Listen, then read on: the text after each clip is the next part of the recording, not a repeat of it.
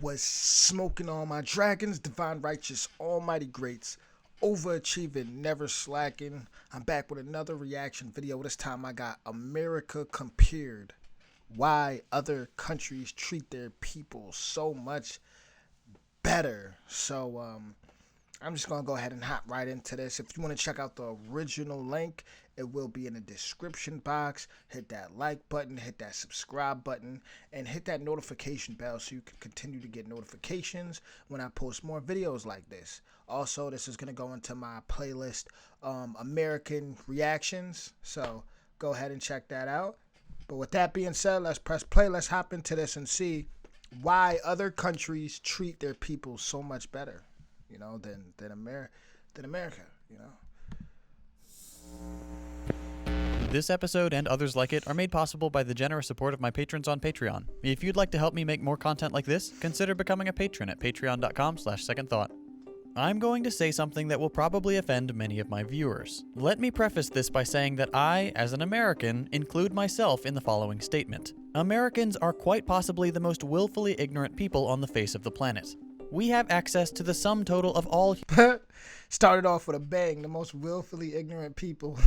Human knowledge. Yet our understanding of the world rarely extends beyond our own country. And even then, the majority of Americans believe in a vision of the country that does not actually exist. It's not that we're stupid, we just tend to blindly accept that the US is the greatest place on Earth, and therefore don't see any reason to educate ourselves about the realities of the rest of the world. In this episode, we're going to pull back the curtain on how America actually compares to other countries, and consider why the richest country on Earth fails to treat its people with dignity and fairness. I'm going to provide a list of important topics, then for each item we'll compare the American experience with that of citizens from other nations. Hopefully by providing a side-by-side comparison, you'll be able to see the stark contrast between how most Americans see their country and how it really stacks up against the competition. To give you an idea of just how skewed the American perception of our country really is, let's start with a pretty shocking example. Compensation for what are considered low-skill jobs. We'll take the quintessential American company, McDonald's.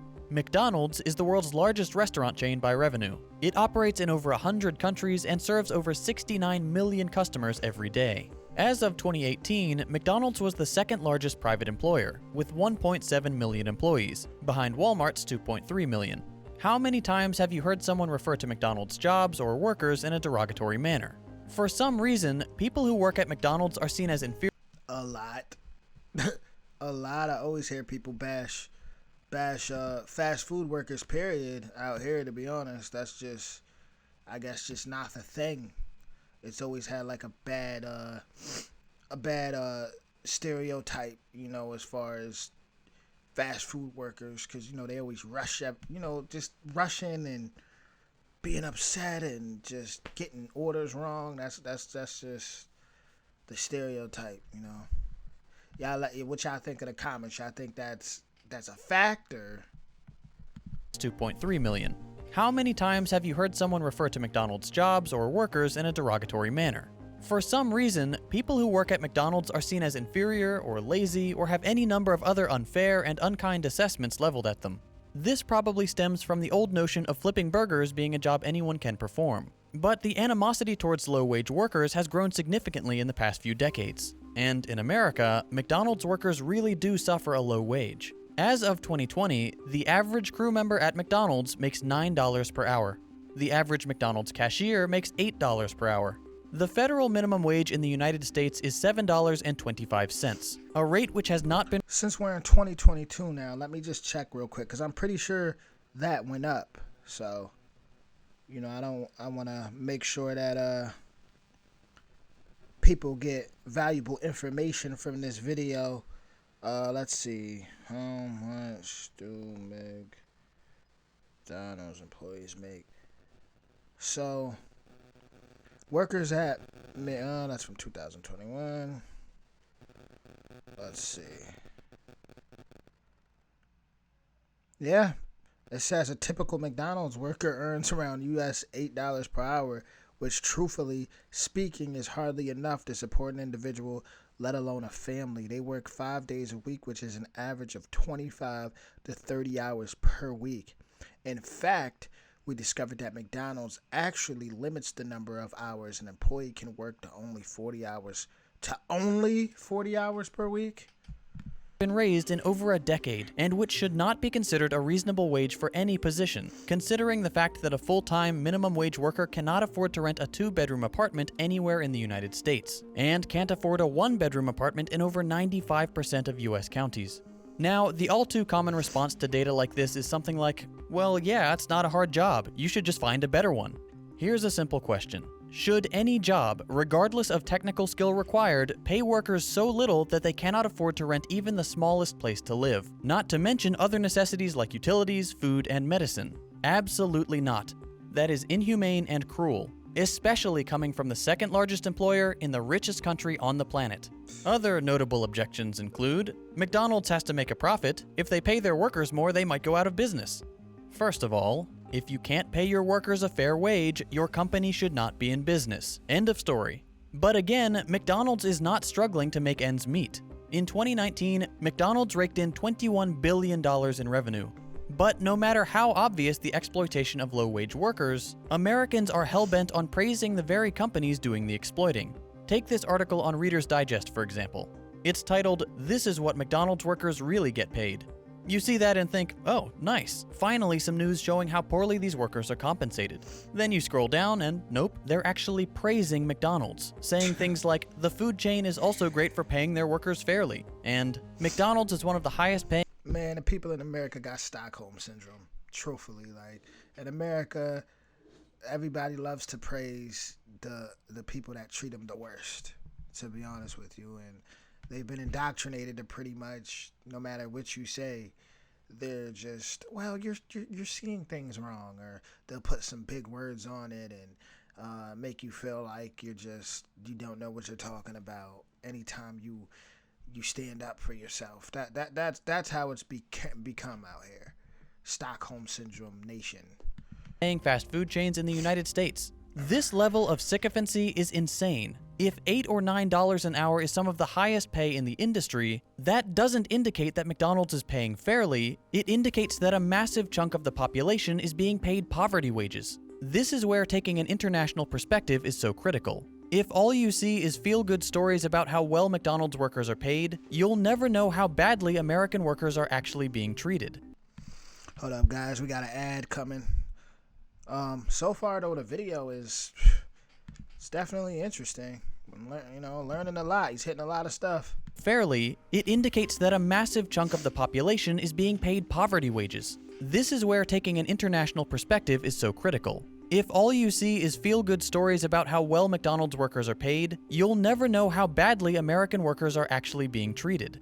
Let's take the same company, the same position, but in a different country. Here's a McDonald's in Denmark. The average McDonald's worker in Denmark, for doing the same low-skill job, makes $22 per hour. That's insane. That difference is crazy. Like from what, $8 or $11 to $22 an hour? That's crazy. Well, hold on, you hear Reader's Digest scream from across the Atlantic. McDonald's workers in America get paid vacation days after just a year of work. Wow, enticing. In Denmark, when you're That's that Stockholm Syndrome I'm talking about. Always covering it up, sweeping something under the rug, trying to cover with sugar will never work. in a different country. Here's a McDonald's in Denmark. The average McDonald's worker in Denmark, for doing the same low-skill job, makes $22 per hour. Well, hold on, you hear Reader's Digest scream from across the Atlantic. McDonald's workers in America get paid vacation days after just a year of work. Wow, enticing. In Denmark, when you're hired at McDonald's, not only are you making nearly 3 times what you would make in an American Mickey D's, you also instantly have access to a full year of paid family leave and a pension. No slaving away for a year to prove your value to the company. You're hired and you're treated fairly. Simple as that. McDonald's can afford to compensate all their workers like this, but they won't, because US laws allow them to exploit American workers to the point where they're basically slaves, earning the bare minimum to survive, paying all of their income and often going into debt just to pay rent, and having no way to escape this vicious cycle because they're working such long hours. This is the case across all of America's low-wage jobs, of which there are many. The plight of the low-wage worker is incredibly dire, and all you have to do to understand that is look at how those same workers are treated in other wealthy countries. Let's move on to another topic, work-life balance. Fair wages are definitely part of this equation. If you're paid fairly, you don't need to work a second job, which will free up your time to be spent elsewhere. But we're going to focus on other metrics, specifically the length of the work week, vacation time, and parental leave. Let's start with the US. Most Americans would say that 40 hours per week is full-time. That seems to be the general consensus. But, in keeping with the country's exploitative labor practices, the hilariously named Fair Labor Standards Act does not actually define what qualifies as full-time. That's left up to the employer. Okay, why does this matter? Well, think of your past part-time jobs. Did you get any benefits? Healthcare, 401k? Probably not. Most benefits, when they're offered at all, are reserved for full-time employees. Companies don't want to provide benefits because they affect their bottom line. America is all about cutting costs, and providing workers with fair compensation is a cost. Not to mention, half the time if you don't do the job right, they threaten the people to get fired. That's, they put that fear in them. So, imagine you apply for a full-time job at Best Buy. You're offered the job, but they tell you they only have part-time. And nowadays people get rushed in so quick, they don't get the proper training, and they're always at that threat of, well, you get fired, you'll get fired, you'll lose your job. America is all about cutting costs, and providing workers with fair compensation is a cost. So, imagine you apply for a full-time job at Best Buy. You're offered the job, but they tell you they only have part-time positions, but they can give you almost full-time. They make it sound like they're doing you a favor, offering you more hours than normal part-time. But this is just another example of employers exploiting their workers. If you work 37 hours per week, you're essentially a full-time employee, but they don't have to provide you any sort of benefits. No healthcare, no vacation, nothing. This is a common practice. Companies... It's always going to blow my mind how people got to grind so hard for vacations that once upon a time ago, the people of the land had those beaches and all those places for free. Just like right now, if you go look up the South Andaman Islands, that native tribe that has a lineage there for what, like 60,000 years on that one island that's the size of Manhattan. They got that for free to them. That's their God-given right. They got that for free. We live in if you guys ever seen a 1930s, from the 1930s, a movie called Metropolis. That's what this is in America, Metropolis. Will hire people, but keep them just below the threshold for full-time to avoid providing fair compensation. I've seen it happen. I used to work at Best Buy and they would do it all the time. And that's just the companies who are still trying to appear generous. Others will simply not offer benefits at all, or set their full-time positions at 50 or 60 hours per week. Sales positions are notorious for this. They'll often say, well, we expect you to work 40 hours, but all the top sellers are working 60 to 70 hours per week. This is coercion. They're trying to pressure you into working more hours to benefit them, and the compensation is never what they claim it will be. By allowing employers to define full-time work, American workers are held captive by... I'm laughing, but it's really not funny. It's really not. ...corporations, forced to either work absurd hours to qualify for full-time benefits or find a second job to help cover the cost of things like health insurance. Both of these options lead to a terrible work-life balance. Then they gotta turn on the radio, and then all the music you hear, majority of the music you hear when you turn on the radio is people bragging about being drug dealers. Then they gotta hear that all day after they working all these hours. And as real wages have decreased and benefits have been offered less and less over the years, huge numbers of American workers have developed an unhealthy work-life balance. For example, in 1960, when workers had real bargaining power, only 20% of American women worked. Today, 70% of children live in households where both parents are working full-time. Where does all this lead? As of 2020, over 85% of American men and 66% of women work more than 40 hours per week. We work 137 more hours per year than Japanese workers, 260 more than the British, and 499 more hours per year than the French. Why do other countries have such a better balance? Because many of them have laws that cap the length of the full-time work week. Companies are required to pay their workers fairly and allow enough time off for employees to maintain a healthy work-life balance. That's not the case in the US.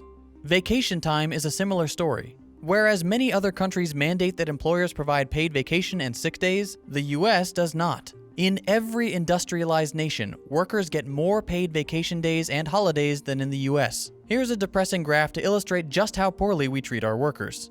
France 31, Spain 34, Austria 38, America, 0. 0 paid vacation days, 0 paid holidays.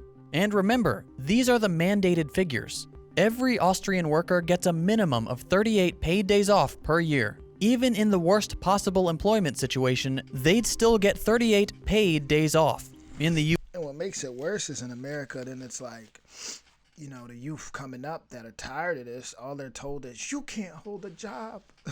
You can't hold a job. You know, you can't, you got to work all day and night so you can, you know, maybe get that 401k plan. Man, people dying every day, man. There's got to be more to life, you know? There's got to be more to life, man. There's got to be more than life. I get it. People want to feel secure, and you know, but the way I'm feeling is like old tactics don't work in today's future, and it's time for things to just change, bro. Like, US, many workers are lucky to get Christmas or Thanksgiving off at all, and the odds that it's a paid holiday, next to 0. If you want to eat healthy and here we go with these ads, dude.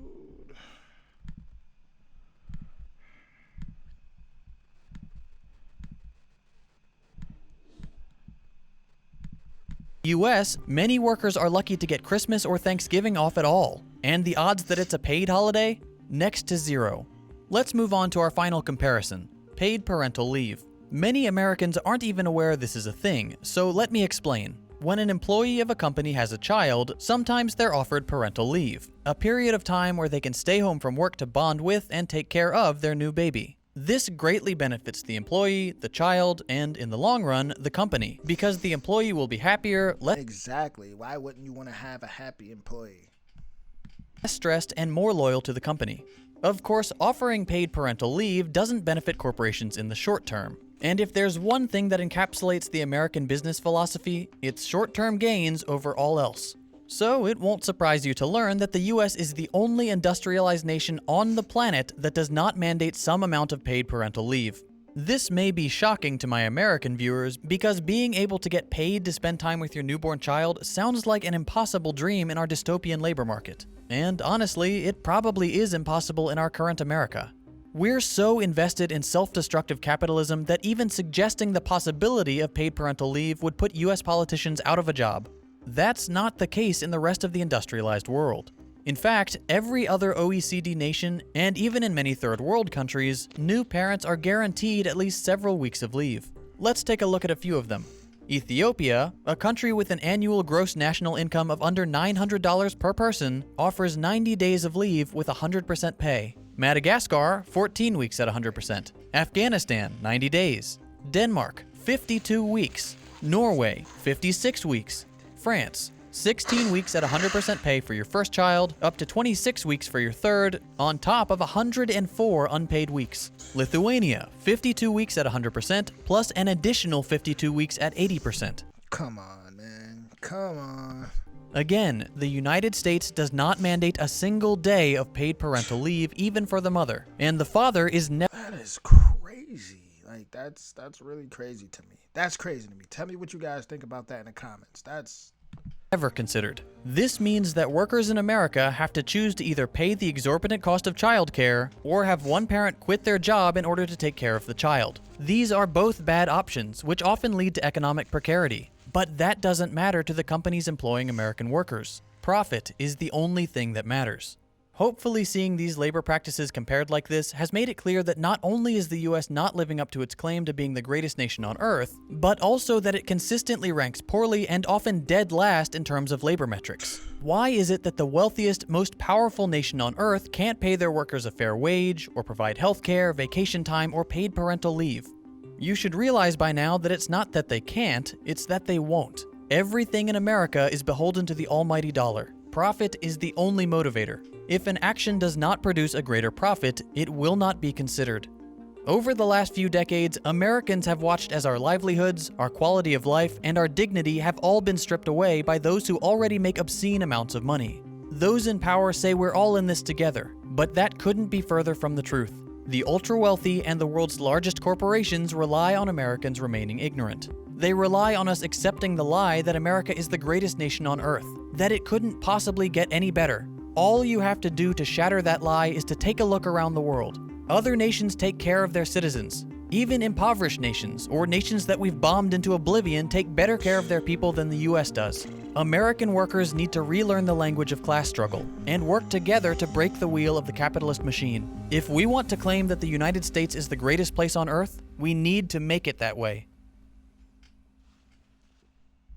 I mentioned at the beginning of this video that this kind of content is supported by my patrons on Patreon. This type of video, while very important, is something that sponsors won't touch. In order to pay the bills and keep this channel running, I rely on AdSense revenue, sponsors, and donations from generous viewers. By producing explicitly anti-capitalist content, I lose out on both sponsors and AdSense. If you enjoy the kind of videos I'm producing and you're able to chip in even $1 a month, I would greatly appreciate the support. You can find my Patreon page and join our growing Discord server at patreon.com/secondthought. If you enjoyed this video, consider dropping a like. If you hated it, a thumbs down. You can check out my previous episodes by clicking the links on your screen. Thanks for watching, and I'll see you next week.